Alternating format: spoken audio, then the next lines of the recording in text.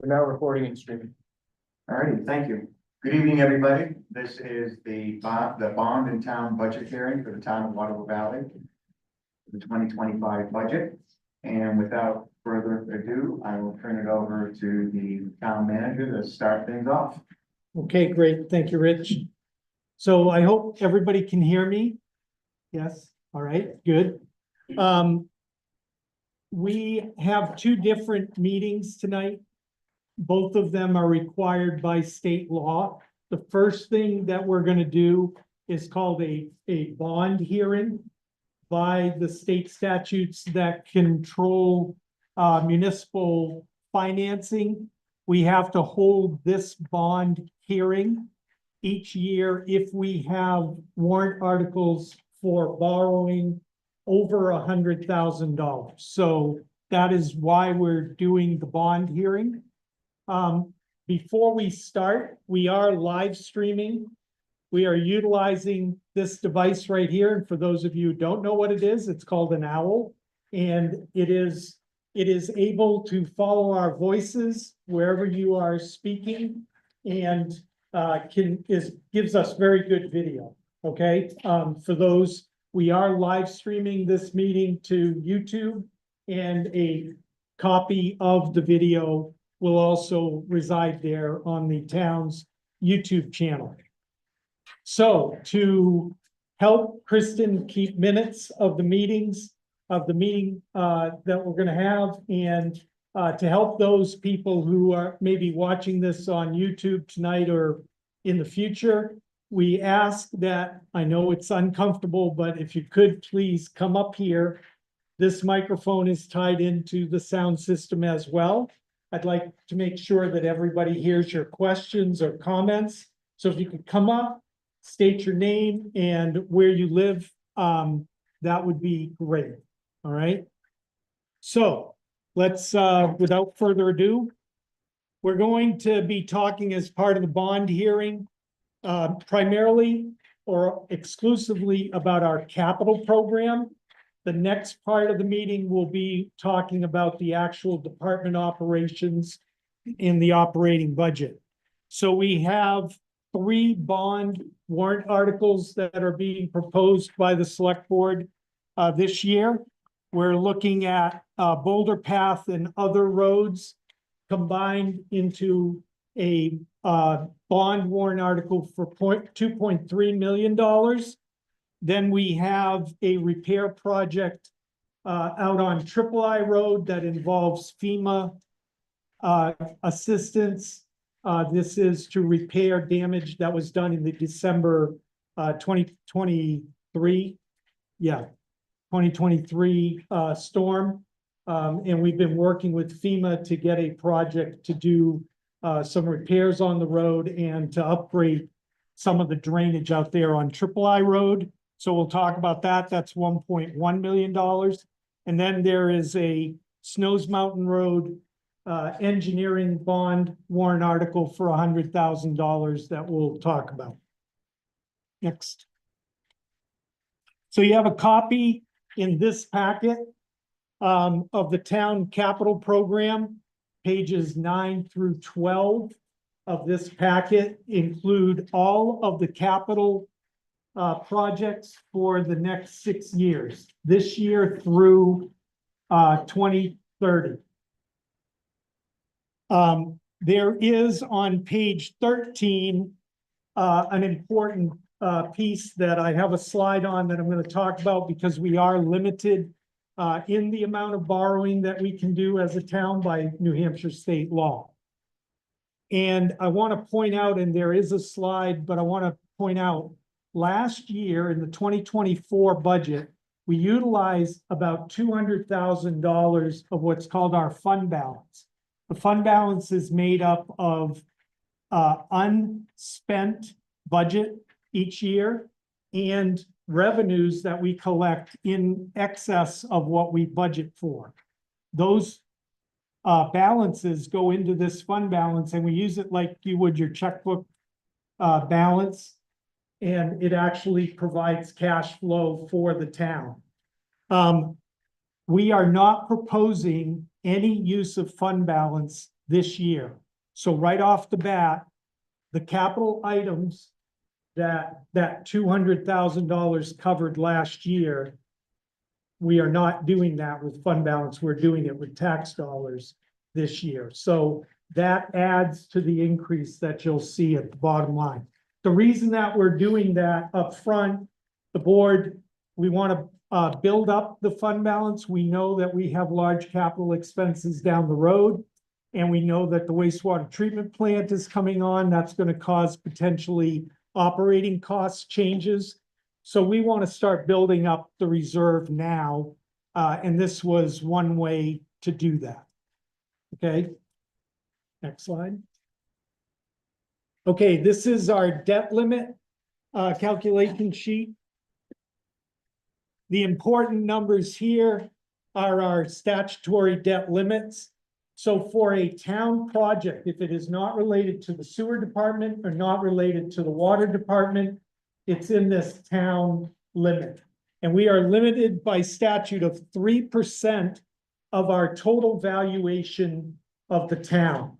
Now, as you know, the market goes up and down, right? So that amount has generally increased over the years, but there have been some years where the market changes. We do a revaluation and the total valuation goes down. In fact, at one point, the valuation went down 15% in 1 year. So what the select board has decided to do right now, this $21.8 million is our limit. The board has said we're only going to utilize 75% of that, up to 75% of that 21.8 million, in order to give ourselves a buffer for two things: downturns in the market and any unanticipated emergency repairs that we would have to do of a capital nature. So a building, roof, or some other big thing. So we are actually utilizing only 75% when we're looking at the capital program and what we have available to bond each year. Go ahead. And I'm sorry, I did not say it up front. If you have a question, it's going to be easier to ask your question right away. So don't feel free to interrupt me if you have a question as I'm talking here. All right, so the first bond warrant article, go ahead. $2.3 million. The wording is for engineering repairs and all of these other things on town maintained roads and sidewalks, and to authorize the issuance of not more than $2.3 million in bonds or notes. And all the rest of this is required by statute. It simply says that the select board, if they find a grant program or other funding source to do some of this work, they can apply it to these projects. And it says that they can set the terms of the actual bonds. Generally, we work with the New Hampshire Municipal Bond Bank. That is an organization set up within state law, and they bring a lot of small towns together each year, and they do large bond sales. And so we are grouped in with those other towns. They're tax exempt bonds. We get very good interest rates because those are professionally sold. Sometimes the bond issues can be $50 or $60 million in total, but there are towns all over the state that are participating in that. So that language gives the board the chance to do that. All right, next. Yep. Years we've been funding these roads. Mhm. How much of that, whether bond or through the budget, has been spent? And how much is in reserve, or where are we with that? Yep, we have about, town meeting has authorized about 3.3 million in the last, I believe, 5 years. Right, Steve? Correct. And we have 726,000 left out of that 3.3 million. That was used Snowsbrook engineering for Jennings Peak, and a lot of other roads. I'm sorry, I don't have the specifics. And I'm glad you asked that, Joan, because the other thing that I want to say is I don't want to get too deep into the road projects tonight because we have a lot to talk about in the operating budget as well. What the select board would like to do is have another meeting next week. We'll show you all of the road projects right now, but we'd like to have a meeting next week on Thursday to explain in detail all the road projects, okay, and really dive into them, because there are plans that we've already drawn up that we want to share and all of those kinds of things, okay? So, I just say that right up front, and, you know, because we do want to talk about it in detail. Yeah, right. Sorry. Mhm. You got the explanation for the plans for road repair and Yep. repavement. Go Then you ahead. have the road pavement, but it's the article. Yep. Why can't the article specifically talk about what roads you plan on doing? In the past, it seems to get very confusing. The warrant article can outline a specific road, Roads. or multiple roads. However, we do not have actual bid plans yet. We still have final engineering to do. And so we don't know exactly how much each one of the road projects is going to be. So Then how'd you come up with 2.3? we have conceptual plans from the engineers that have a not, you know, a high number. So we generally, that's the way that we do this, because if we wait until we do all of the final design engineering and then put it out to bid after the town meeting vote, and we come up with only bids over the amount, then we are dead in the water. We only get to come back once per year. If 2 you years. listed the roads, let's say 3 roads, Mhm.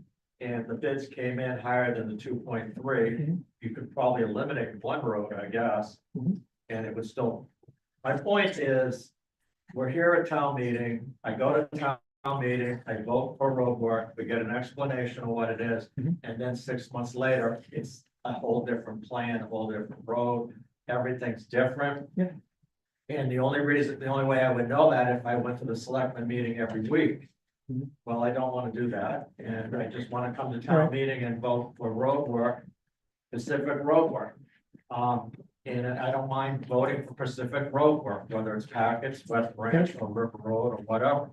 But in order to, this is just a generic number that you can spend however way you want to spend it.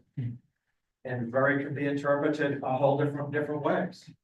And I don't know why we go to town meeting to vote for an article, especially a bond article, and not have what we're actually buying. I mean, when you buy a fire truck, it's a fire truck. Just another aspect we're dealing with is confusion and uncertainty about FEMA. Oh, thank you. Confusion and uncertainty about FEMA funding. We have some major repairs for Valley Road that are pending, and Triple I as well. It's split up. So I hate to have something, especially in Valley Road, go wrong. And we're in a corner that we can't use the funds because the roads have been listed, or any other road for that matter. Well, why- That's just another factor in our decision. It's the point of having flexibility, for the select board to have flexibility, and for the voters and the residents of the town to trust the select board to make the right decision based on the final numbers we're getting with regard to the roads. We only have, shouldn't say only, we have like 7.2 Mhm. miles of road Right. that we have to deal with. So we'd like to have the flexibility to be able to move funds around in the event of You an understand what I'm emergency. saying? I go to town meeting, I vote for a road bill, and then you explain what roads you kind of want to do, but then they're gone somewhere else. And it's just, why go to town meeting? I don't understand why. Well, If you because- ask for a and fire that's a truck, good we give you question. fire truck. Well, I can answer that question, Craig. You go, town meeting must make this appropriation. So you- And you're not- we we cannot spend $1 until you tell us. So the process here, go back to the warrant article, please. That is the purpose that we are gonna use this $2.3 million for. All of these things. It can be used for all of these purposes, okay? On any town maintained road and sidewalk. That is what we're asking you for permission to do. We cannot use this to buy any other piece of equipment or anything like that. This is gonna be used for exactly this purpose right here. Okay, and that's what we can use it for. The exact road, no, it does not say it, so that if we have a situation like we're currently facing with Valley Road, with a major drainage problem that we have to try to fix, a big culvert, we can utilize some of this money if we have to, along with the remaining balance of what we have in place right now to make that repair. Our plan right now is to utilize the money on Boulder Path Road, West Branch Road, River Road, and Packard's Road. That's what we're planning to use the 2.3 million on. But if situation changes over the next year or year and a half, we may utilize some of it on another road. And Jennings Peak is a perfect example. We had a repair project for Jennings Peak. We went to do it. We applied for permits from the state of New Hampshire. They denied our permit request and made us design drainage far in excess of what we were originally planning to do. So that project is going to cost a lot more money than we initially intended.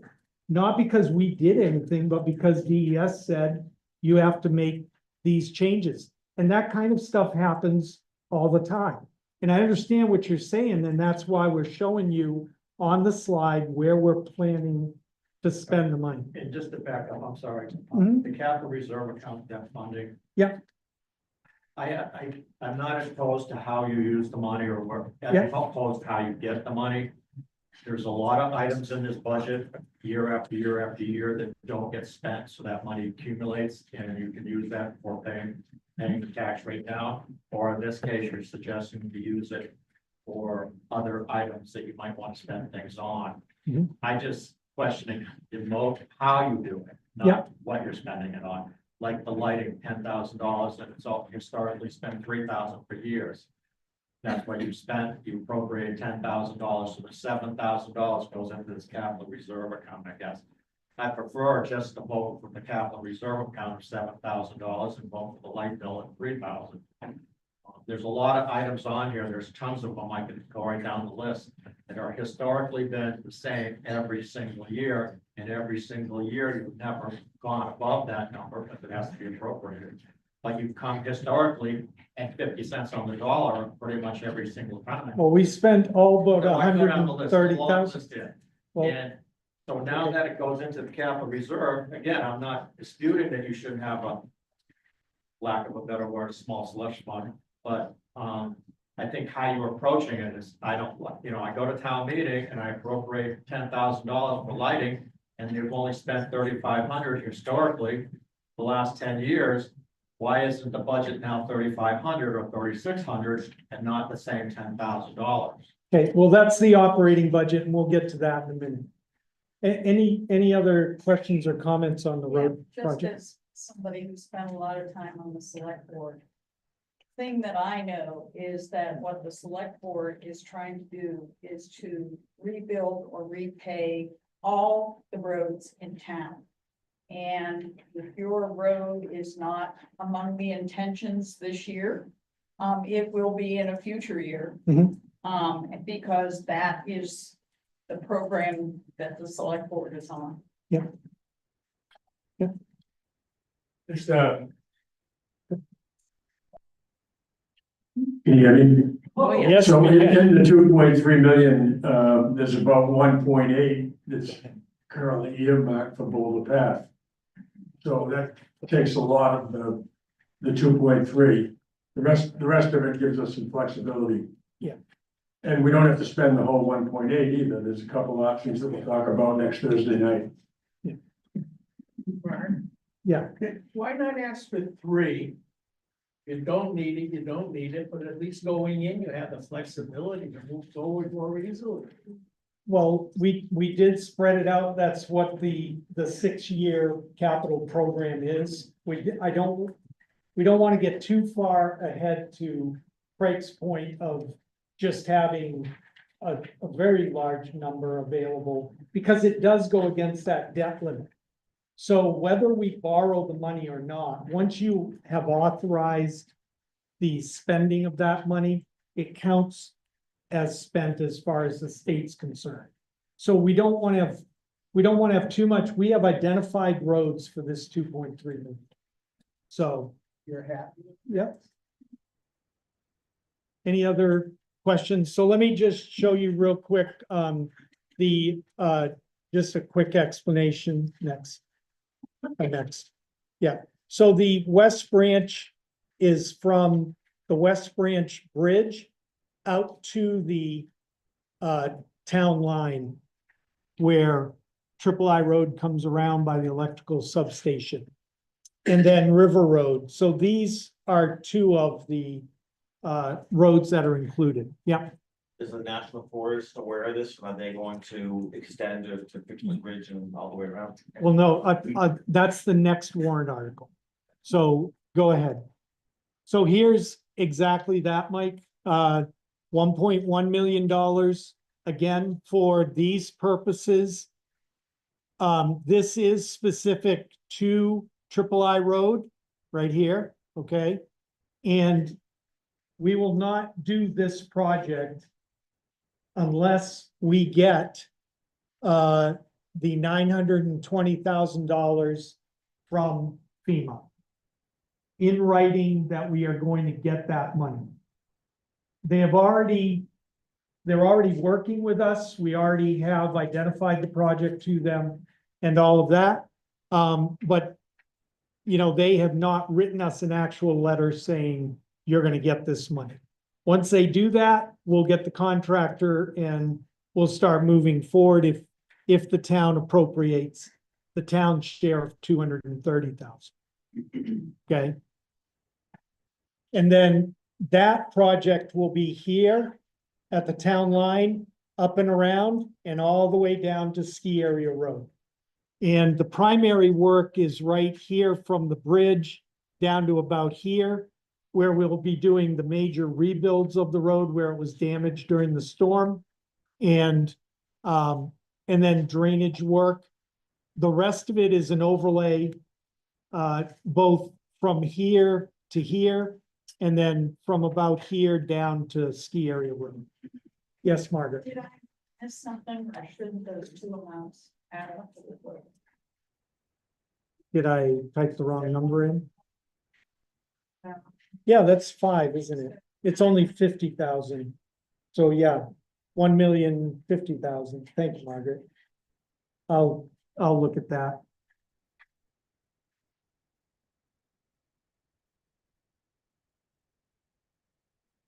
All right, No, question on yes. that. So if we vote to appropriate this, and FEMA doesn't come through with $920,000, We have an appropriation for the 230 that we can spend on I Road.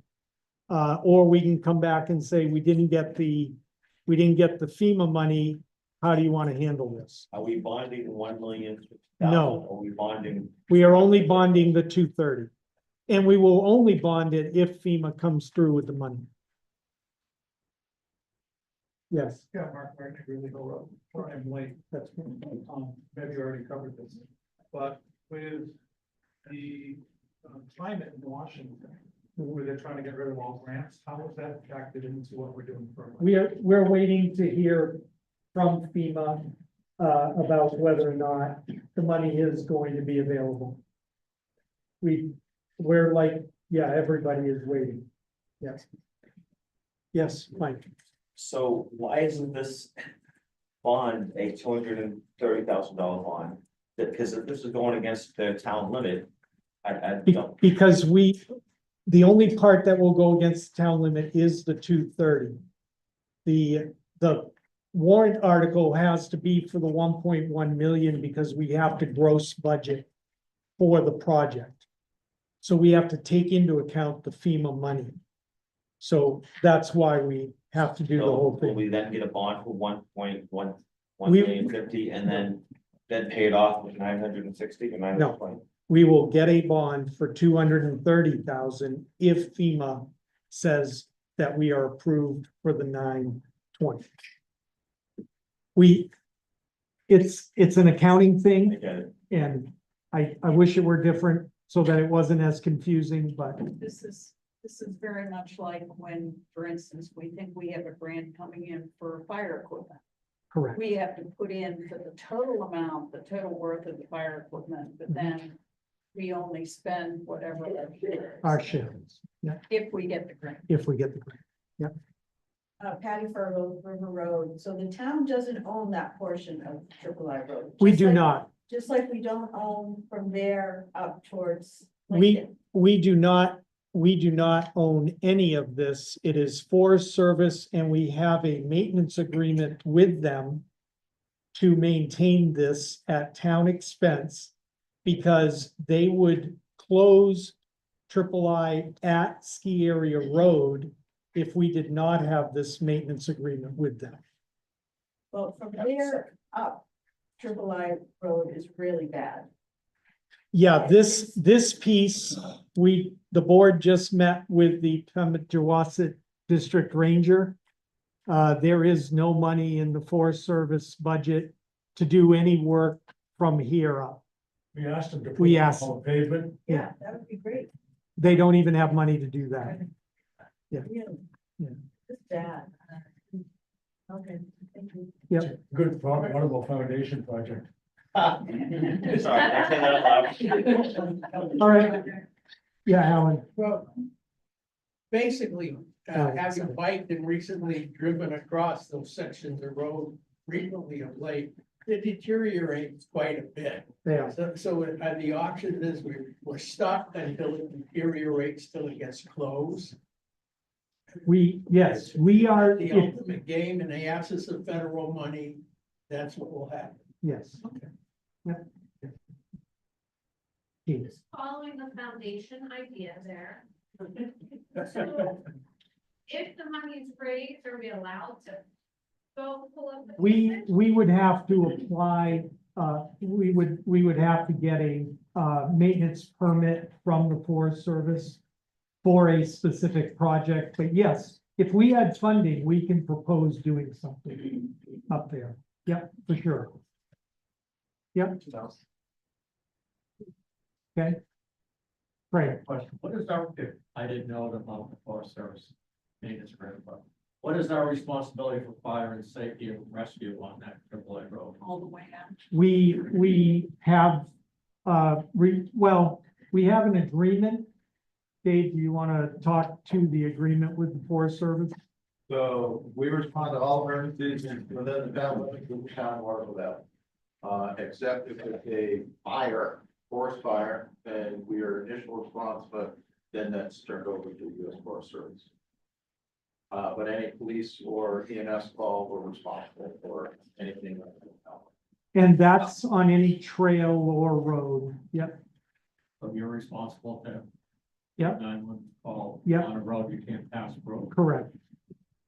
And that's why we have an ATV in the Public Safety Department. Yep. And four-wheel drive vehicles, et cetera. Yep. I Okay, mean, we're responsible for EMS or, off the little bit off Everything. the camp that's in Waterville Valley. Yep. We have an agreement with, is it Albany? Yep. Conway. I mean, Conway. Conway. Conway, for that, So our next meeting is gonna be Thursday, February 13th. We can talk about these in more detail, and I have plans that I'll be able to show you. We'll be in the downstairs meeting room. It'll be a little smaller, so if you guys want to attend, everyone is welcome to attend, and we will video record that as well. All right? The Snows Mountain Road project, I separated out from that because this is road, water and sewer line project. This would be the final engineering for all three portions. We're doing this as a bond warrant article because there's $6 million potentially in cost to do the road, the water line and the sewer line, and put a sewer line in up there. So we would roll this into a single bond issue if the town voted to move in that direction. So our plan is to get this amount of money authorized. We have a conceptual plan. Go ahead to the next. So we already have had some conceptual work done. This is the road concept. The gray areas here are rock-lined ditches and sides of the road. And culverts are included in here. And there's also a grading plan. This is not for construction yet. This is just to get a cost estimate for the work. On top of this road work, okay, there is a new water line that we have a plan for roughly where it will be in the road.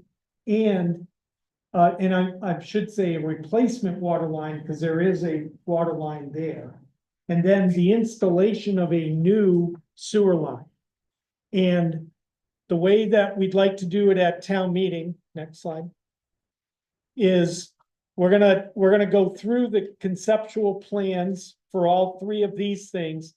And then we're gonna take, in addition to voting on this warrant article for $100,000, we also will have a warrant article to take a sense of meeting vote. It is not gonna be binding, but it's gonna give the select board information about whether or not the town wants us to move forward with the sewer line up there.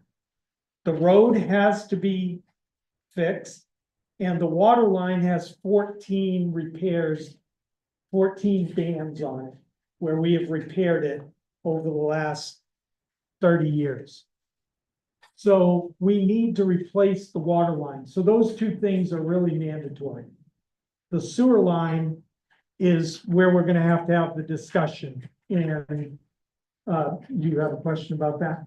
Oh, are you able to break out the additional costs for? Yeah. Yes, and if you look in the capital plan, there is in 2026, in the 2026 column, there's $3 million for road repairs. That's for Snows Brook. And then there's 2 million for the water line and 3 million, or the other way around. No, Other way 2 around. million. 2 million for the sewer line.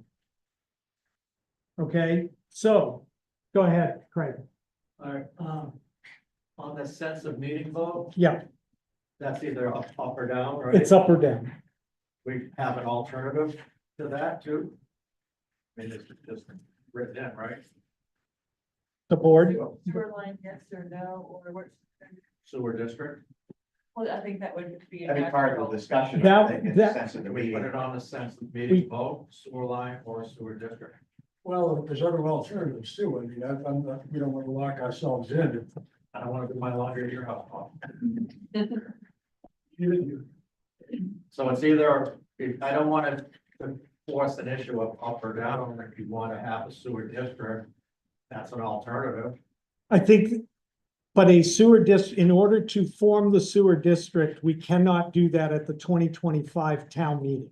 You could do Okay. it as a sense of meeting vote. You can do a sense of meeting vote, but that will be basically the discussion that town meeting has.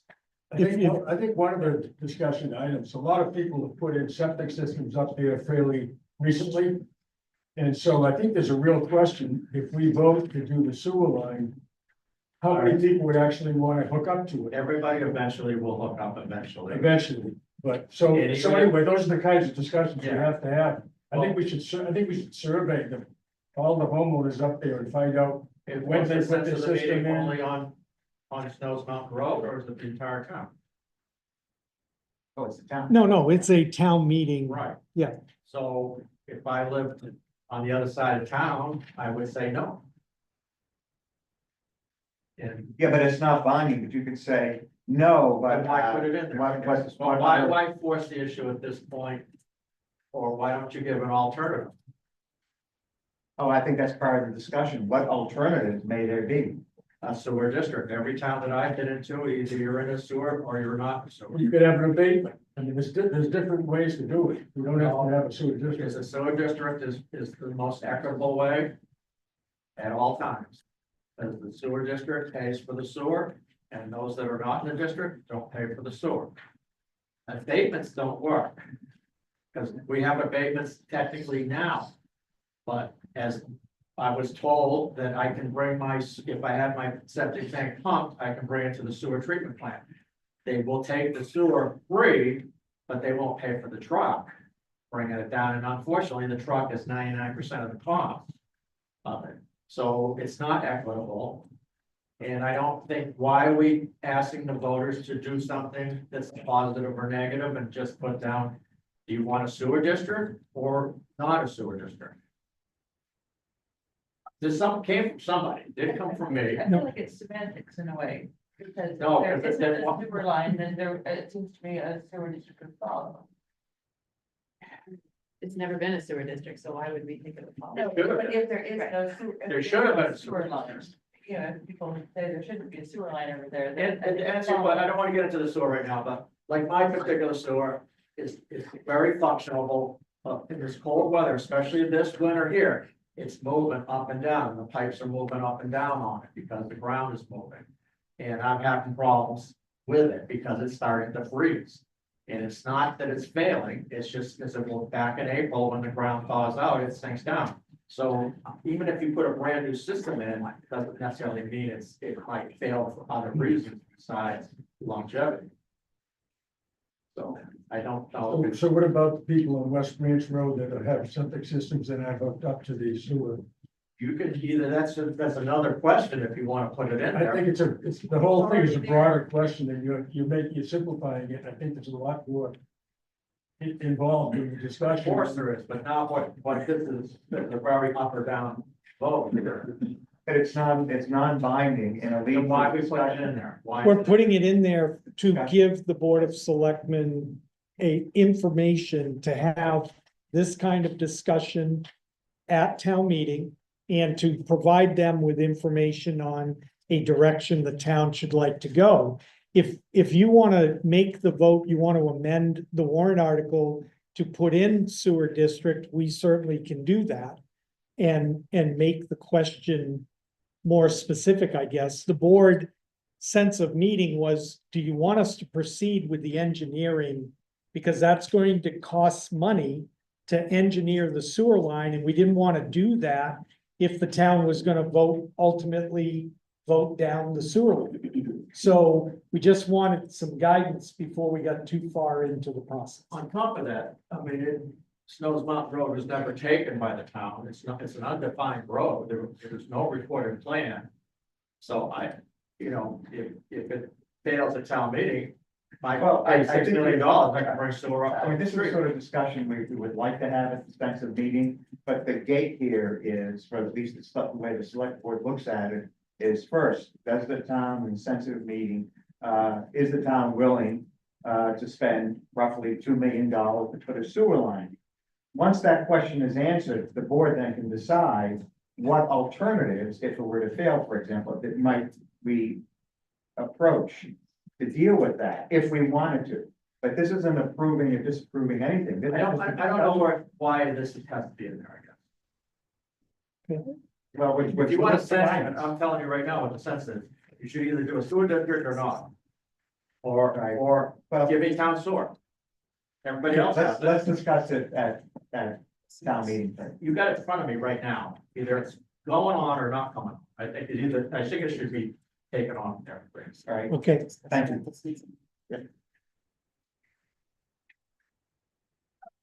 Rick, Could someone just explain what a sewer district is? state law provides that if, the town can form different districts for water use, for sewer use, or other things. They're listed out in the statute. One of the things is sewer, and you can pick a portion of the town and you can form a district because they are served by that process. What's this one, please? Rich, please speak their name. Margaret, Yeah, I will just make kind of comment. How many years ago was it that we did West Branch Road and River Road? Six to 10. Okay, whatever. And that was certainly a situation where there were a number of homeowners out in that area, and we had to rely on the rest of the town to support the idea of putting us on the sewer line. Mhm. And once that happened, which it did happen, we had incentives to hook up Mhm. to the sewer line instead of staying on our septic systems and, you know, the incentives were basically that the tap fee was waived Mhm. if you would sign up within a reasonable period of time. So I don't think you can assume that people are not supportive of having a sewer line in the only area in town left that doesn't have one. Mhm. They may very well be as supportive as they were when my area went in. Sure, And I think that's what you're trying to find out. and that's what we're trying to get a sense of the meeting. Yep. Okay, Katie. Many houses in that area, Margaret, I think that your time is off, because we've been here 10 years and that was before us, for sure. Okay. So I think yeah. it's longer, but my question is, how many of the houses signed up and how many houses still are in the set? We will have all that data. Yeah. Yep. And we'll track when they connected and It's just for, the connection is one thing, but to have sewer go by your property adds a significant amount of value to that property. Okay. And that's something that you can't put a number on really off the bat. You can't bait it, you can't say it's, not there, or it's just free sewage or whatever, so I think there is a value in it going by your house, whether you tap in tomorrow or next year or 100 years from today. There is a value in it. On top of that, the ones that are not on the sewer line have been paying taxes to the existing system for 51 years and get no value whatsoever for that 51 years. So maybe put that down on your sense of meeting. A sensitive meeting just to talk about whether or not the town will support. It's a negative question. I don't think so, Craig. I think it opens up the discussion. And these are sorts of issues and points you can make at town meeting for people to decide whether they think the town should go forward with the sewer line. If the sense of the meeting is yes, then a lot of this becomes moot, because I think the select board would move forward with engineering for a sewer line. If the answer is no, then the select board will have to decide one, whether they want to follow that sense of the meeting because it's not binding, or whether there are other alternatives based on the discussion we heard that might deal with questions of equity with regard to cost sharing. Mhm. That's how we see it. Yep, good. So those are the three bond warrant articles related to those things, because they're part of the capital plan. Are our creation of the capital reserves. Over the past two town meetings, we've had extensive discussions about putting money aside for future capital improvements. This is our attempt to begin that process. We are proposing three different capital reserve numbers where a municipal facilities and property maintenance and replacement capital reserve. It can be used for emergency repairs of existing facilities, or it can offset borrowing costs, either lowering a bond amount or paying outright for an improvement. The second one is the same thing. This is for buildings and property type of projects. This is for equipment. So any of our vehicles, any of our non-motorized equipment, et cetera. would be covered by a separate capital reserve of $50,000. We're doing these separate because that way we don't have a single amount that can just be used for anything, right? We're telling you, kind of going to previous comments, what we are intending to use this money for. When we set up a capital reserve, it stays year to year, and we can utilize it for those purposes that it is funded for. Third one, we do have a large project. It's on your capital program sheets. On the last page, we have our streetlights in town are maintained by the New Hampshire Electric Co-op. However, they cannot be replaced.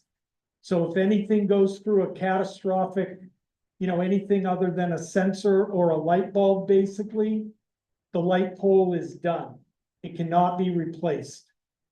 They no longer support, other than the sensor and the light bulb, the New Hampshire Electric Co-op no longer supports those lights. So we are going to be responsible down the road to either go to a telephone pole with a large silver Cobra head light, street light type setup, or we're going to have to replace them with what we want as a community. So this capital reserve would be to start setting money aside to do that replacement. The co-op has indicated to us that they have probably the next 5 to 10 years worth of light bulbs and sensors. But there is going to be a point in time in the not too distant future that they won't even support the light bulbs and the sensors. So I think the other point here is that, even though we're talking about this in the bond portion of our hearing today, these funds would actually come from, in lieu of bonding, they would come from the general taxes. yeah, and I'm gonna go over that, Okay. Rich, and All explain right, that. just explain that. Yep. Right, okay. And then I do want to point out, we do have one existing capital reserve fund, which we set up last year. And we've been using that for this conceptual engineering plan. But it was set up specifically for Snow's Mountain Road project. So how many working lights do we have in town, and what's the plan going forward? There's 20. one thing I enjoy about Waterville is I can walk down the street in February and look up and see the Milky Way on a clear night. 26, yeah, 26 lights. Yeah. And we have 2 that aren't, I think, 3. So 29 total lights, 3 are not working. And how many are you planning to go to, or just replace the ones that we? We don't have a solid number yet. Still talking about it. But they would all be dark sky compliant, I'm sorry. but they would be dark sky. Yes, yeah. They'll be dark sky compliant, probably, given some of the areas and extending electric lines, we're probably looking at solar powered lights rather than connecting them to the electric system. Okay, so that's the bond hearing portion. So for the minutes, if there are no other questions about these big warrant articles, and remember, we got the meeting next Thursday about the roads. So we officially close. We're gonna close that. Yes, please. Officially close the bond hearing. Yeah. So we got a board. vote. Okay. Yep. Unanimous. All right, so we're going to 48 minutes. That wasn't bad. So now into the budget hearing piece. Yes. Cindy. You struck down in the budget thing that the meeting's gonna be on Wednesday. I know, those were done, we changed it at the select board meeting to Thursday. So it is Thursday, disregard what's in your packet.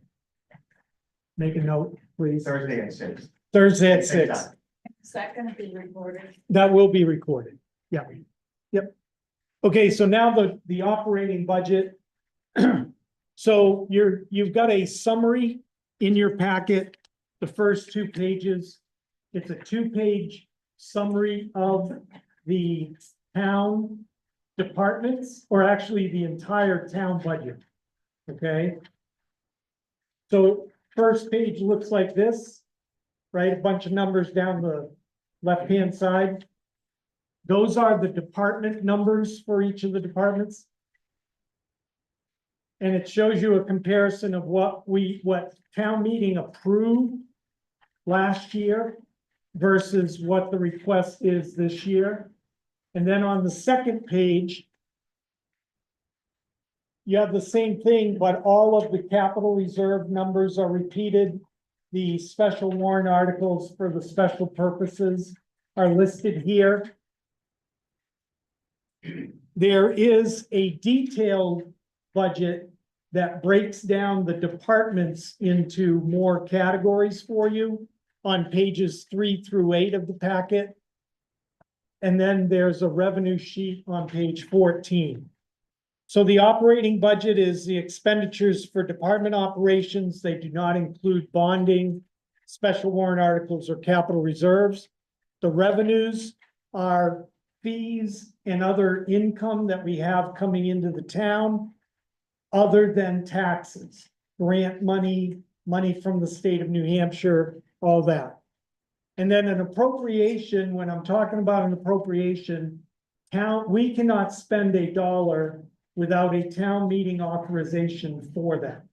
Okay, so the power of the purse, that's town meeting, okay?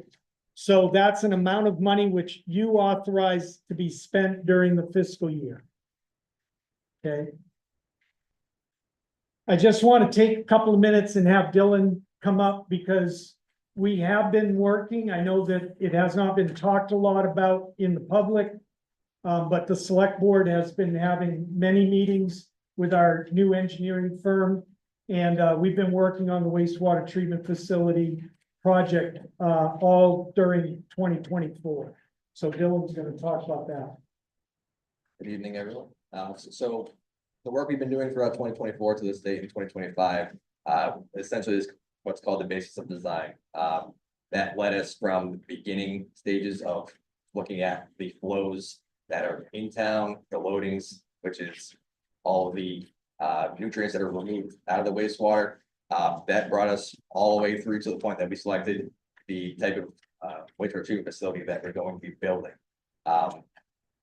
The 30% final design, which basically is the beginning of the next stage of the engineering work, is slated to be completed in July of 2025. So the next phase of that really is going to speed along from there. This last roughly 3 or 4 months or so of the engineering work is a lot of the finite details to get us into that final design threshold.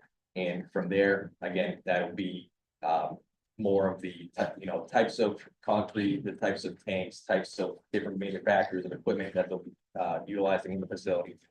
The only other thing that I feel at this meeting that definitely is worth noting, with this work comes some test boring work needs to be done to look at the subsurface on the site that was purchased by the town. What was that, Rich? A few years. 2 years ago. So this spring, what we have slated right now is April of this year. We're going to have some work done to cut roughly 6 to 9 trails, 10-foot wide trails into that parcel to try to keep as much of that standing timber as we can. But also be able to do our test borings to look at the subsurface to ensure that that site's adequate for the facility to be placed on. Any questions?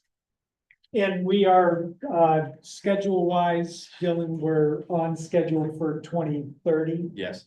to go live with the plant in 2030. So You're designing the system for the entire town? yes, It's built for the entire 30-year build out of the town. So Even the vacant lots, that's Yes. including everything. and lots that could be developed? Correct. Mhm. And all of the resort's future planning as well. We incorporated the resort into those discussions to make sure we got their full build out as well. Joe. So I think I missed a piece. What type of plan are we talking about and where's the tree cutting site? So the tree cutting site is the proposed location or the most preferred location by the engineering firm is the land that was purchased from Tyrell, which is situated right off of Triple I Road on the intersection of Triple I and Clean Water. So where the current transfer station is, directly across from that. Where the contractor's storage yard Yes, is. kind of triangulated with the transfer station, wastewater treatment plant and intersection of Triple I and Clean Water. And the type of facility is called a membrane bioreactor. The reason why it's attractive for us is because of our such stringent limits. All of these facilities across the country that are using it are treating wastewater for potable reuse. This is what they're utilizing. It's the only technology that can be certified to meet down to these limits, and it gives a extremely high quality of effluent.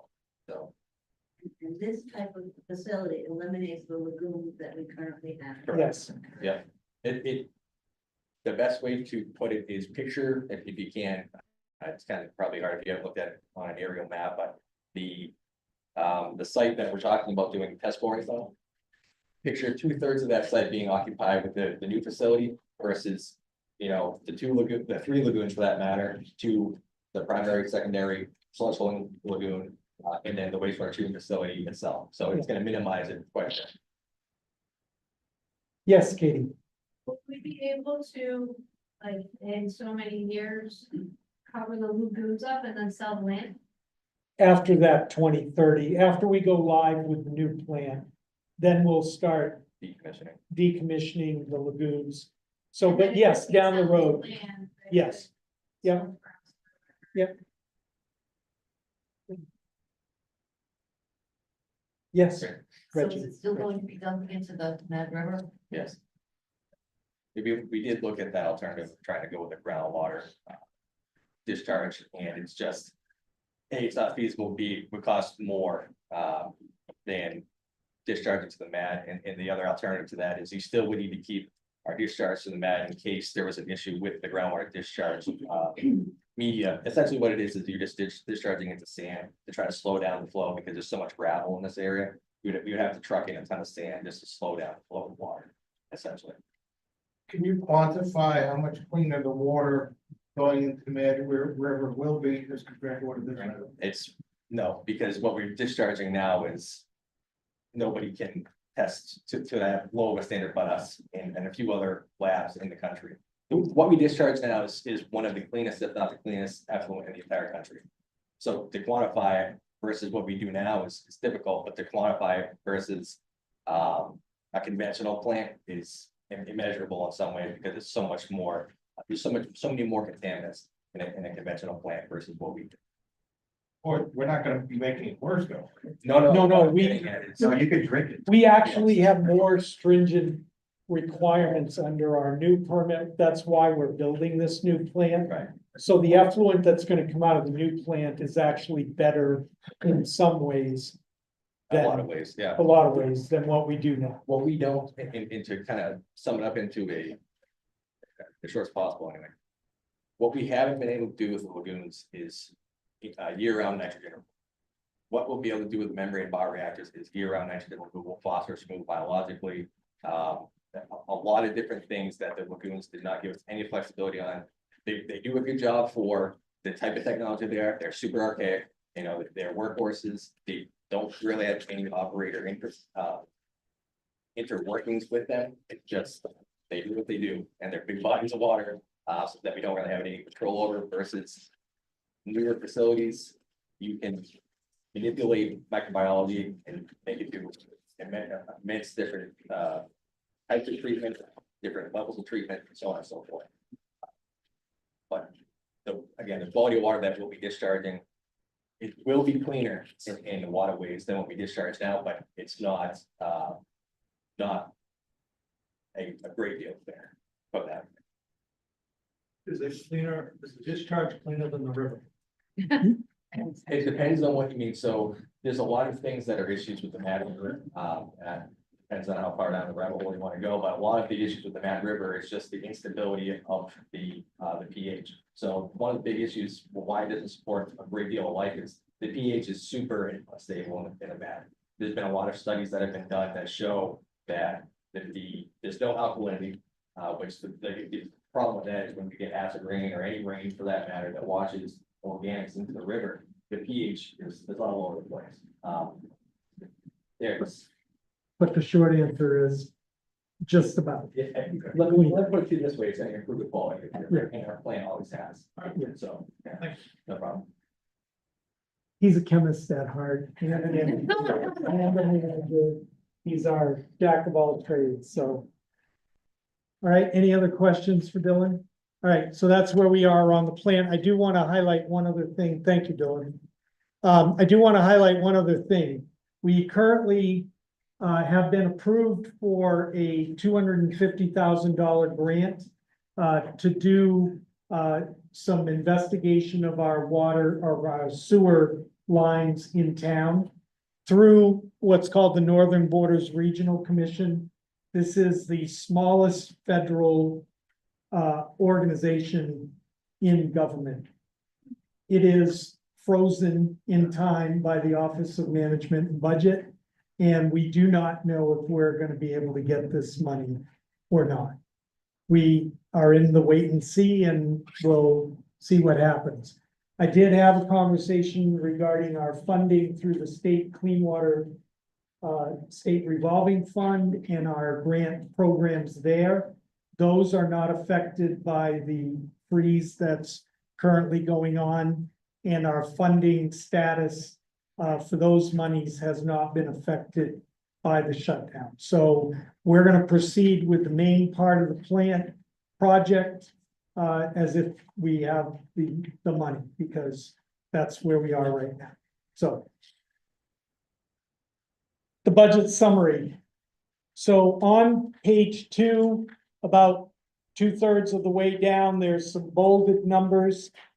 So we're proposing, last year we had an operating budget that was approved of $6.4 million. This year, that operating budget is proposed to be $6.7 million, $311,000 increase. I'll talk about some specifics in that increase in a minute. We have the new bonded projects of 2.63 million. We have the other special warrant articles, which are all these here on the second page. And that equals the $744,700. All right. Total of all of those numbers is $10,068,000. Last year, the total of all three of those was $8,192,000. So we have a $1.8 million increase in the total appropriation. Once we get that appropriation, we then subtract off those fees and other monies into the town, including the bond revenues. So last year, we collected 3.9 million. This year, we're proposing, including the bond warrant articles, $5 million in revenue. And that leaves, last year we raised, as the town portion of the tax rate, $4.3 million. This year it's $5 million. That's a $694,000 increase in the total amount to be raised by taxes. And that's all broken down for you here. All right. And so let's look at those in more detail. As I said, we're not going to be using fund balance this year. So that's that $200,000 we had last year. This just shows you how much fund balance we have used since 2019. It's $1.3 million, a little less than that. Historically and in the future, we would envision that this money be spent only for one-time capital purchases. We don't want to, it's not good budgeting to use this for operating expenses. We want to buy a piece of equipment or something identifiable, improve a building or something like that. And we are doing the no fund balance this year in an effort to build up the balance for future needs. Next. So what is the tax impact of this? It's a 16% increase, 694,000. It's 95 cents on our tax rate. So $1 on the tax rate raises approximately $728,500. Okay, so 95 cents. Now, the school board has indicated, and they have their budget meeting next Monday. They've indicated that their budget's gonna be going down approximately 14 cents per thousand. So the net impact there is 81 cents per thousand on the tax bill. So the combined town and school local education portion that we're looking at right now is these amounts on these values of property. So $810 on $1 million property. And that is an annual amount, an annual increase. So how does this stack up with the past? These blue columns show you our total amount to be raised for the town portion of the tax rate. You see that it was pretty level until we got to COVID. We have gone through a significant change as a community. And so over the past 3 years, we have had large increases in our operating budget. And this year is no different, or last year was no different. And this is our total tax rate each year, the orange line. And this is the town portion of that. If you look at the distance between these two, that has been tracking. It was a little bit larger here in the happy years. But since COVID has hit, we've been pretty consistent in the share of the total tax rate that has been the town portion. You can see that the total tax rate, if you look at just the number on the tax rate, it's actually decreased from 2008.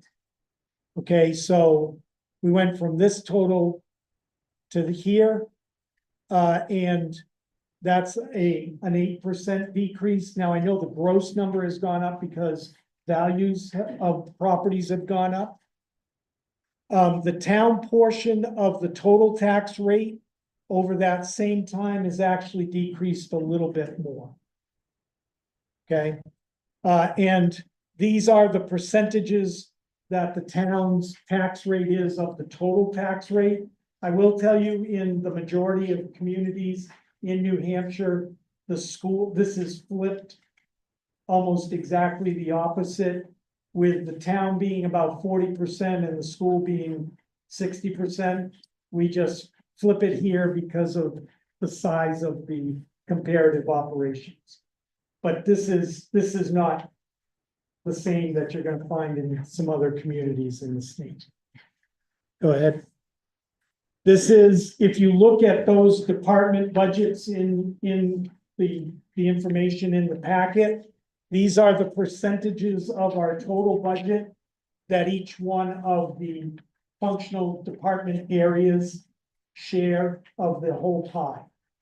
Okay, so this is that whole $6 million number, and these are each of the department percentages.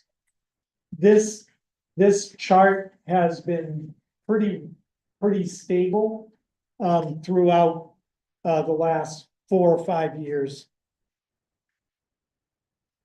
The town operating budget has 3 areas where you're going to see big increases when you go to the far right-hand side for the comparative dollar increase and percentage increase. Those 3 areas are personnel, debt service, and a couple of other operating costs, which I'll go through right now. Personnel costs are up $310,000 year over year. This is an 8.5% increase from 2024 to 2025. There are 2 things that lead into that. we have a salary adjustment, which we do each year in 3 different ways. We have, we use the consumer price index for the Northeast region as our baseline for a cost of living adjustment, so that employees are not going backwards year over year. We also have a seniority-based retention program where we have a 1% increase for years of service. And then at 5, 10, 15, 20 years, it's larger. So after 5 years, instead of 1%, the employee gets 2.5%. After 10 years, they get another percentage up. And that's written into our personnel policy. What we are finding since, can I just finish one thought, Pete? What we are finding since COVID, especially for, we have a lot of employees that have certifications and specialty skills for their jobs. We're finding that we need to do things like this to remain competitive. Right now, it is very hard. We are getting very few applicants for job openings. And I'm going to talk about that in just a second, about wastewater especially. We're getting very few applicants. Applicants want more money to even to start. And we have a very small pool of people to choose from because there's no housing here in Grafton County, affordable housing for people. So all of these things are putting pressure on our workforce.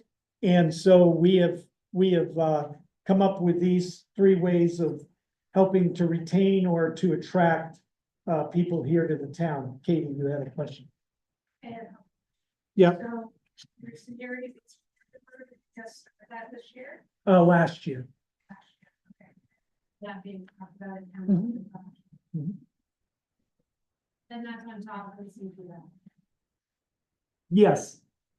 But the 5-year, 10-year numbers are not on top of the 1%. The 1% is in between those years. They only get the 2.5% at 5 years, not 3.5%. Okay, I'm jumping down to the position. yeah, But talking about the lagoons that we currently have, because we don't have the new wastewater treatment plant. We talked about how they aren't labor intensive. So why are we having more wastewater treatment people that's not in that new system then? well, right now, I didn't hear that they're not more labor intensive, but maybe that was said, but we're looking at a staffing for the new plant that is actually higher than our current staffing requirements, okay? We are gonna have to operate the new plant 24 hours a day, okay? Right now, we can shut the plant down and the wastewater goes into the lagoons before it's treated. So we have a holding area. So we can actually shut down, and now we're not gonna be able to do that. We're gonna be 24/7, and we're gonna be. No, but the reason that we're proposing these positions, we're losing a part-timer. And that part-timer is extremely experienced.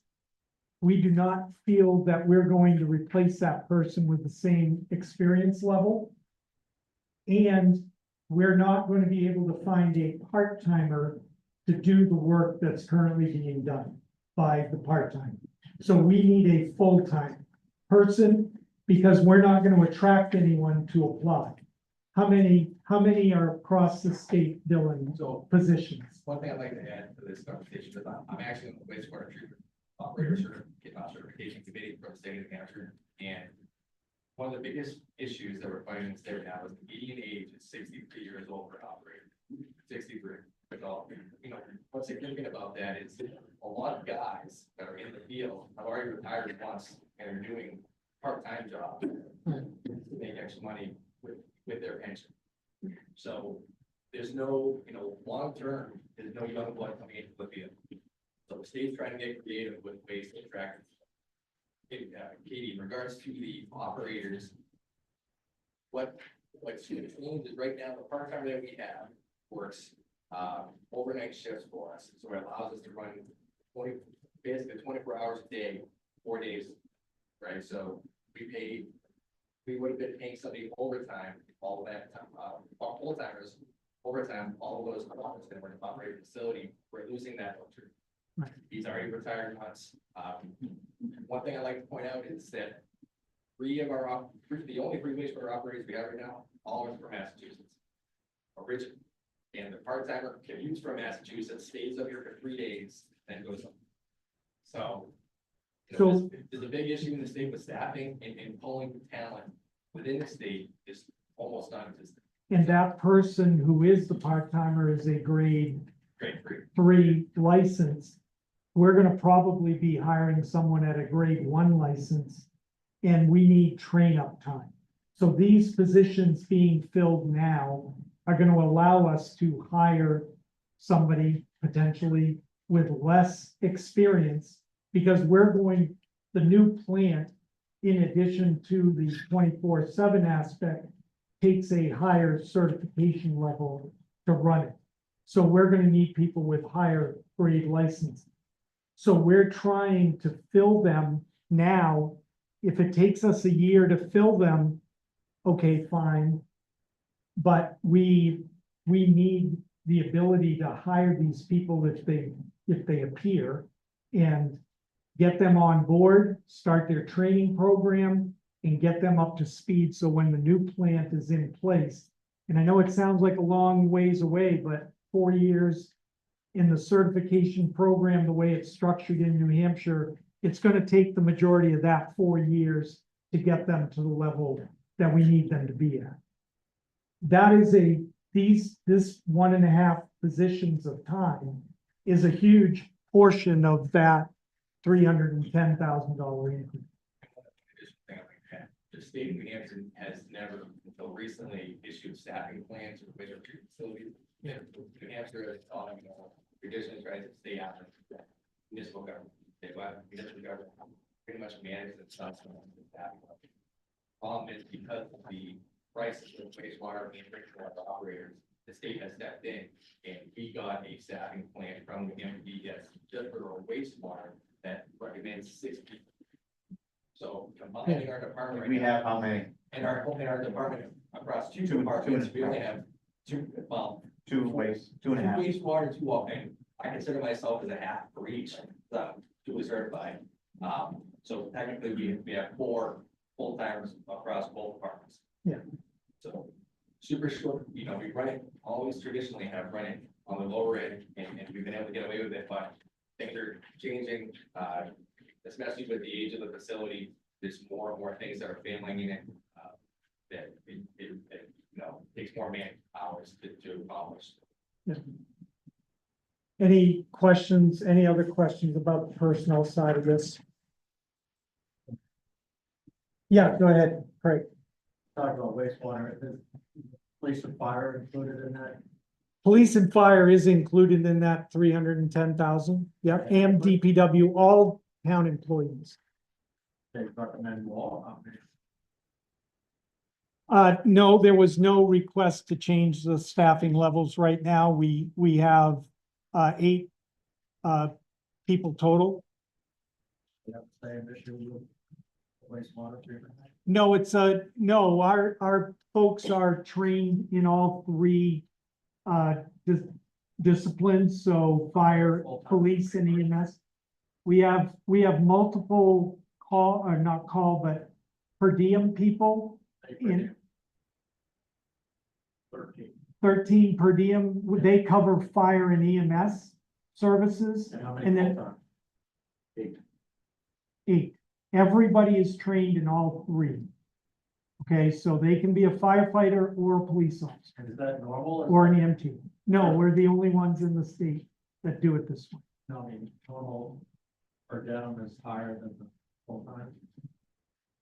No, actually, we did the per diem system because we didn't want to hire additional full-timers. And we lost, it used to be covered by what was called the call department. So people that just got trained up as a firefighter or whatever, a tone went off and they came in from their job. Those people don't exist here. So we go out and the per diems are providing us with coverage. Many of them are paramedics or advanced EMTs. So we get excellent coverage out of them.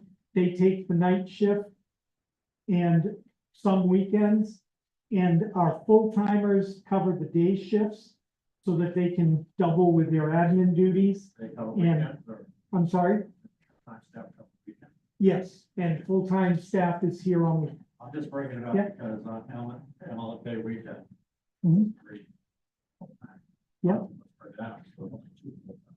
yeah, And and we have to cover, like, Chief just updated the select board. We have a full-timer who is currently in the fire academy. So we are gonna be down a full-timer until she graduates. So we have training that has to be done. We have administrative services that needs to be taken care of. But right now, the per diem is allowing us to have 2 or 3 people on shift, basically 24/7 throughout the year. And we couldn't do that if we had, if we didn't have that per diem staff, at least not at a reasonable cost. I mean, to add a full-time public safety officer is a lot of money compared especially to the per diem cost of those shifts. on MLK weekend, there was Mm-hmm. 2 full-time fire police on duty. Mhm. There had been 1,000 people in the valley, at least 1,000. I think they ran a couple of rescues and they pulled some people off the mountain Mhm. to rescue. Yep. There are very busy times, absolutely. Right, Yep. so is the 311,000 adequate? For this year, for 2025, yes. It is. It just seemed like 2 people was. Well, we're not gonna add another full timer on. And we have money in the budget that for the busy weekends, when Dave and Pat make the decision that we need additional staffing on and people are available, if they're available, then we'll put additional per diems on. And we do that regularly for holiday periods. And we've already talked about February vacation. We've talked about increasing the number of staff on. We're adequately staffed. It's just operationally, we always, do staff up during those busy times. There are, on those weekends, there are 4 people there. But we're staffing up, not just patrol, but we're putting it more heavily EMS because that's where we're most busy. That's where we're getting calls. Either off the mountain or in town, and that's what dedicates a minimum of 2 people, 2 staff members, leave town, have to staff that ambulance. And then if you have critical patients, we will pull a 3rd person on that ambulance. And so we have to handle emergencies as they come. So it's more of an operational issue, not a lack of staffing. It's trying to manage those folks as best we can without, crushing our overtime budget and overstaffing. We can put 6 people on a weekend.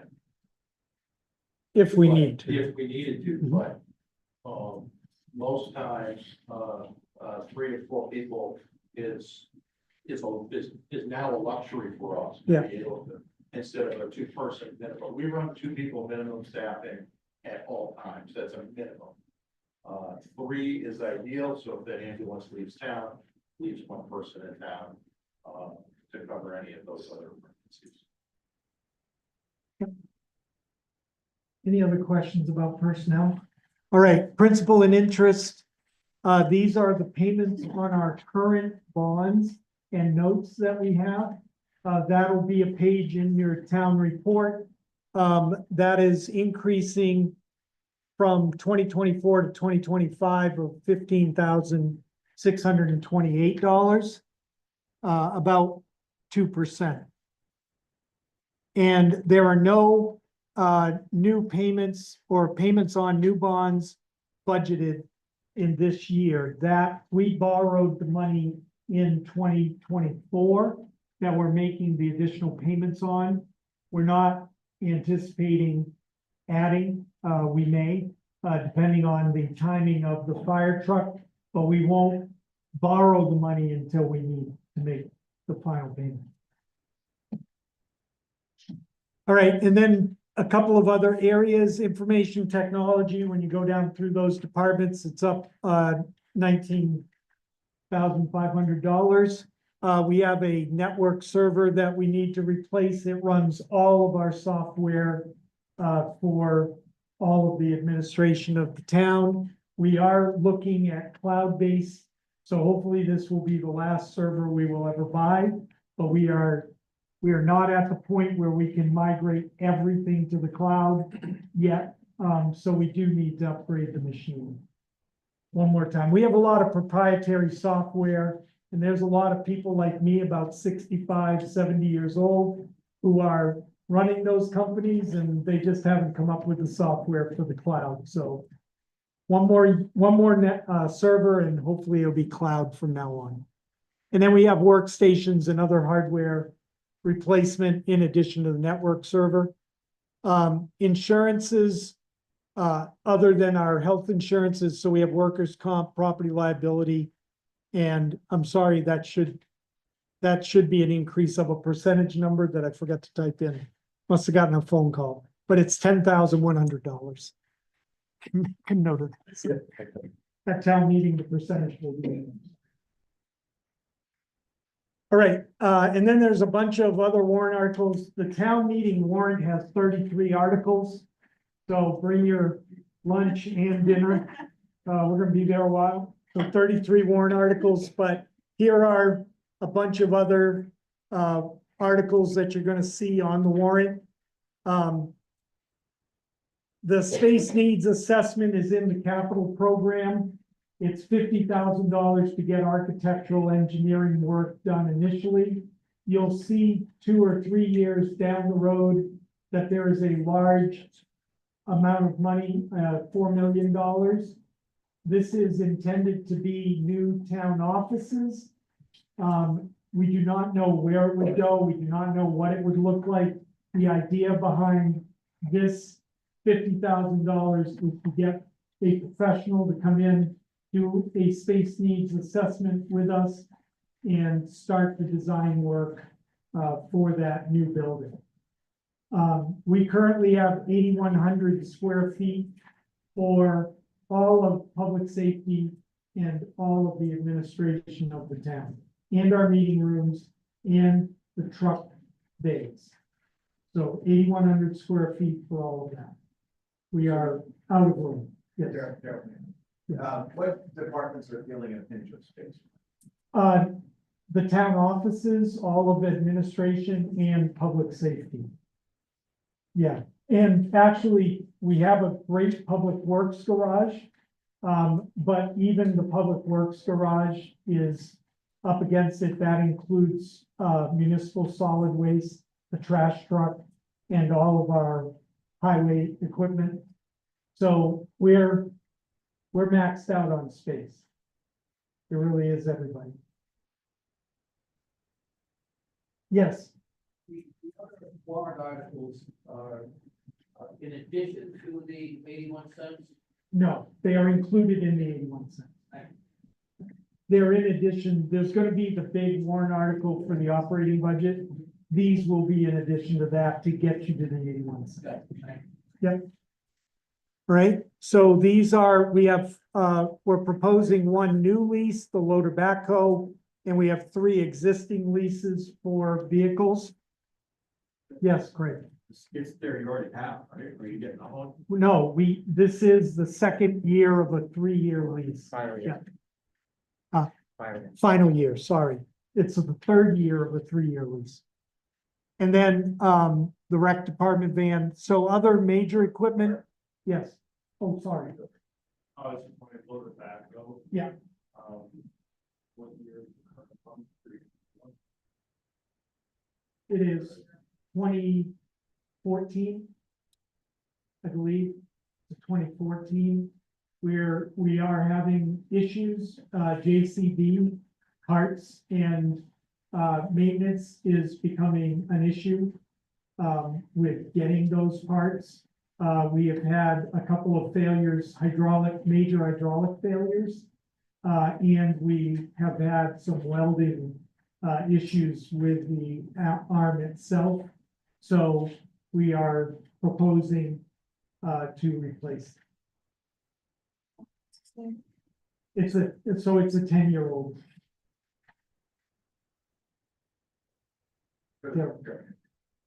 Do any of the equipment on this page that you new, because I assume. Yep, they're all new. Yeah. Allow us to clear snow off narrow sidewalks? The- I'm not. No, I know, it it's sounds a like problem. that. I'm actually not like this, like the first winter Yeah. in a row, Yeah. where it takes days and days and days to get safe and clear sidewalks. And I think it's a problem. Yep, the skid steer was intended, we still have a problem. When we do the work on Valley Road, we're planning to move the guardrail back a couple of feet so that we can get into the sidewalk. We do a little bit better job on the 8-foot wide sidewalk on Valley Road because our equipment can do it. And it is a stretch. It's also a manpower issue. We currently run 3 people per crew for storms. But so by the time they get the roads done, yeah, and I'm just complaining about how explaining. hard our Yeah. maintenance department Yeah. works, that's not the point. The skid It's steer. Are we providing them with the right equipment to do it efficiently, like a brush on the front of the skid steer instead of up? Right, there's tools that you Yeah. can put there. Have they asked for, and are we providing the right tools?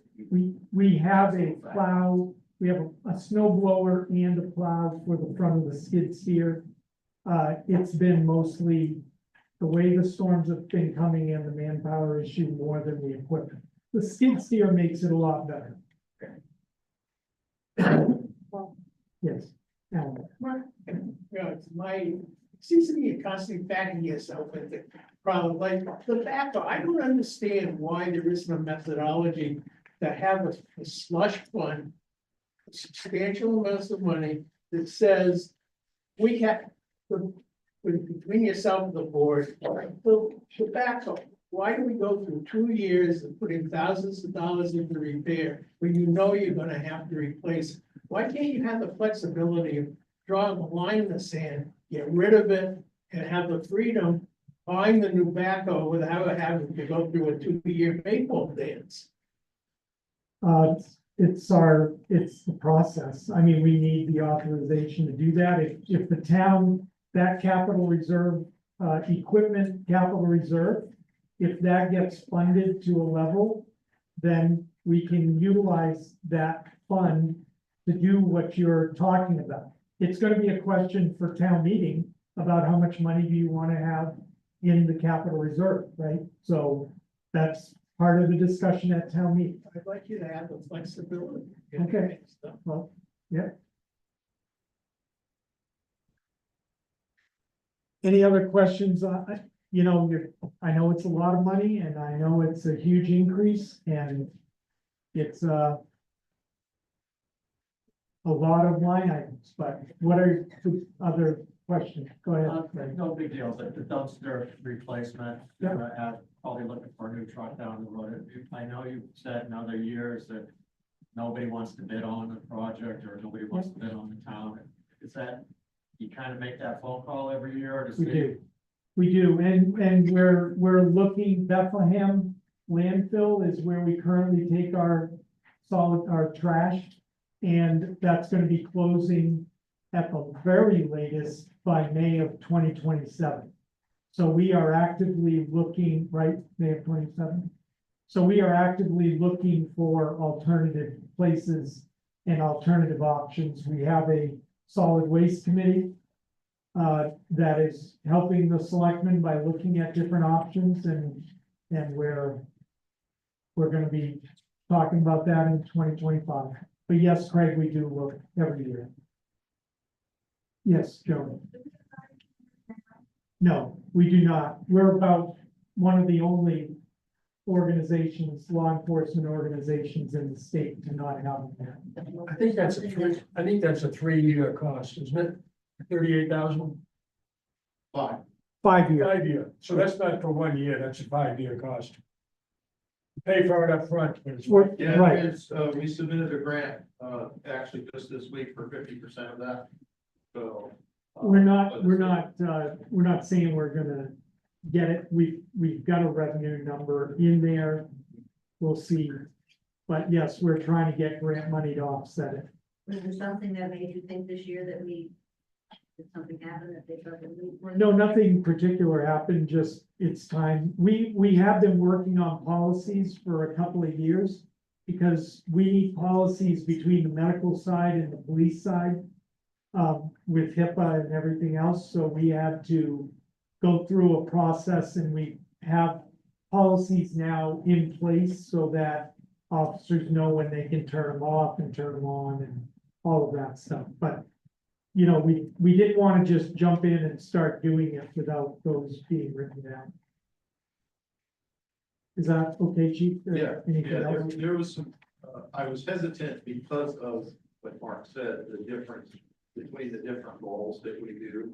So we had to run it through our insurance carrier Primex to make sure that we were okay with the policies that we put forward in order to operationally be able to do it correctly without, having any new liability for us or anybody else that might be helping over there too. So, the state of New Hampshire, for the last 6-7 years has been pushing for every department in the state to have body cameras. And I believe it was like 89-90% of the departments in the state have them now.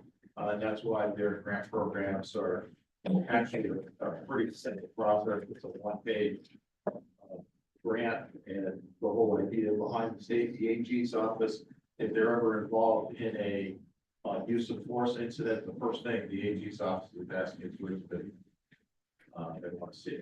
It helps us with training. It helps us with any complaints that we may see, and a lot of times, right now, the attitude for officers is they don't want to go out on the road without their cameras. It's not a big brother thing, and it's for them, they're confident and it's documenting everything that they're doing. Does this cost include, storage for? Yeah, so that's the whole program. So it's a 5-year, it equips every officer with a body cam, and it includes the cloud service for storage, transfer, that sort of thing. So it covers everything for that for 5 years. And they help you if there's an incident and all that. There is, yeah, and there's the whole cloud service. So say if there's a defense attorney, it has a whole suite where they can just, you send them a link and they can access any of the footage.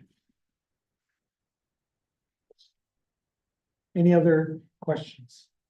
Yes, Bridget. Have you thought about removing the sidewalks the way we have on some of the roads that have been done recently, so we don't have to deal with snow removal? We have not because we haven't been updating roads with sidewalks on. So Except for Valley Road where you come Valley- in town, we left that sidewalk there. Why was that? the Valley Road In front of, where the Village. wellness center is, that area there? we took everything out up to Tecumseh Road.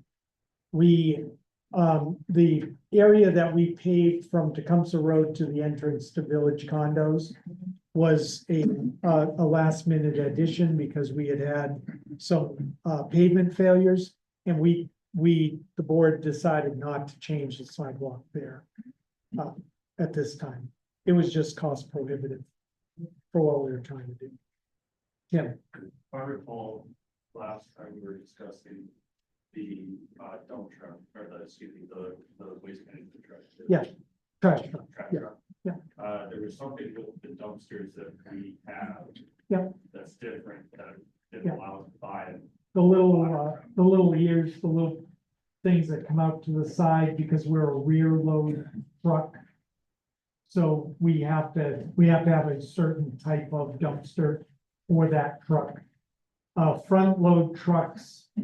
We're not, and right now we have 77, 79 dumpsters, something like that. So if we were to go to a front load truck, first of all, we think it's unsafe to service them because it's going up over the cab, and there have been some situations, right? And the other thing is we'd have to replace every dumpster in order to make that kind of a change. If we bought a front load truck, That's. yeah,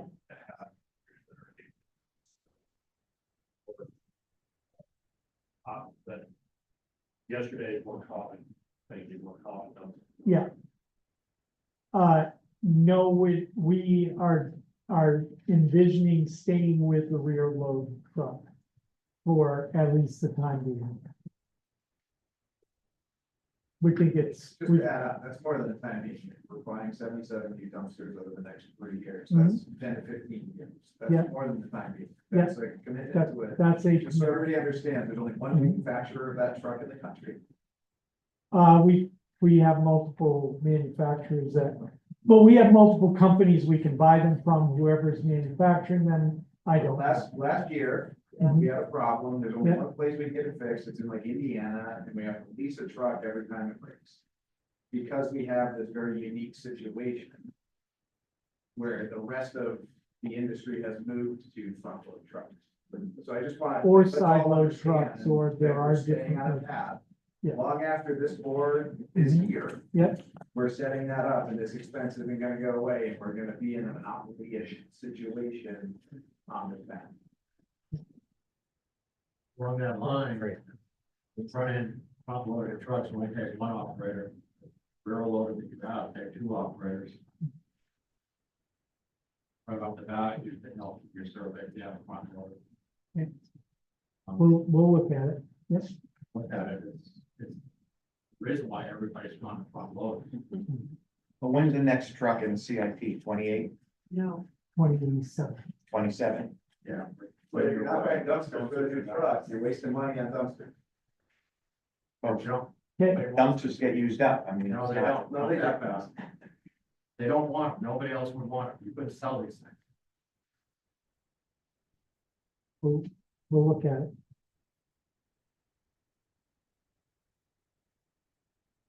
Anything else? Street signs are street signs or just? Street signs are the actual road signs with the road names on them, yes. Yep.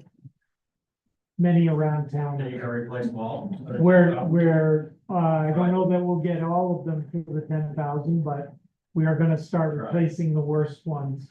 Yeah, Keeping this nice wooden. we are going to a different material, but it will look like the wooden sign.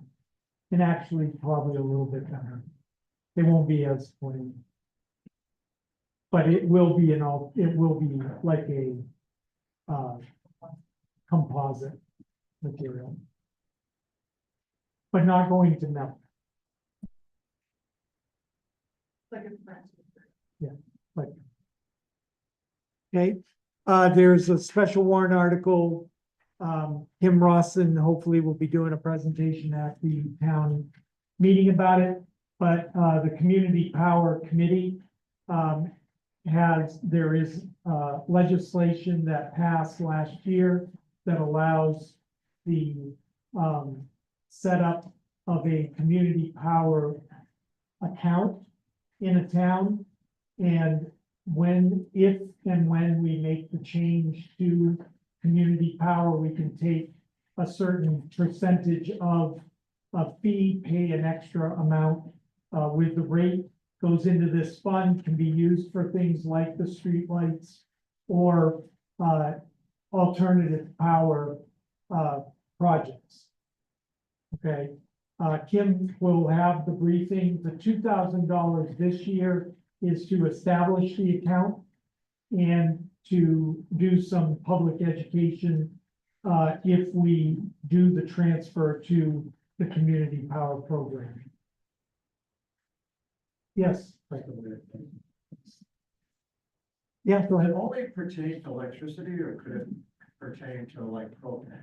No, it only pertains to electricity. Add propane to it? No. Not under this group. This is controlled by statute.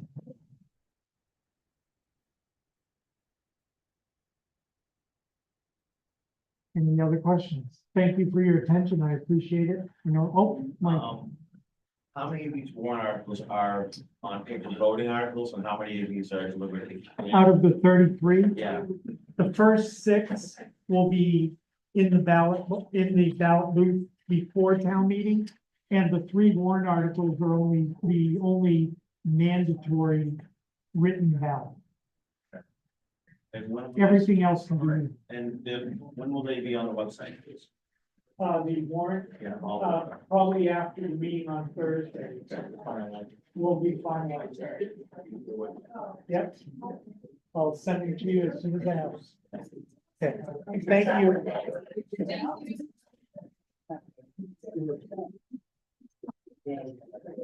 You're gonna adjourn the meeting, You adjourn the meeting.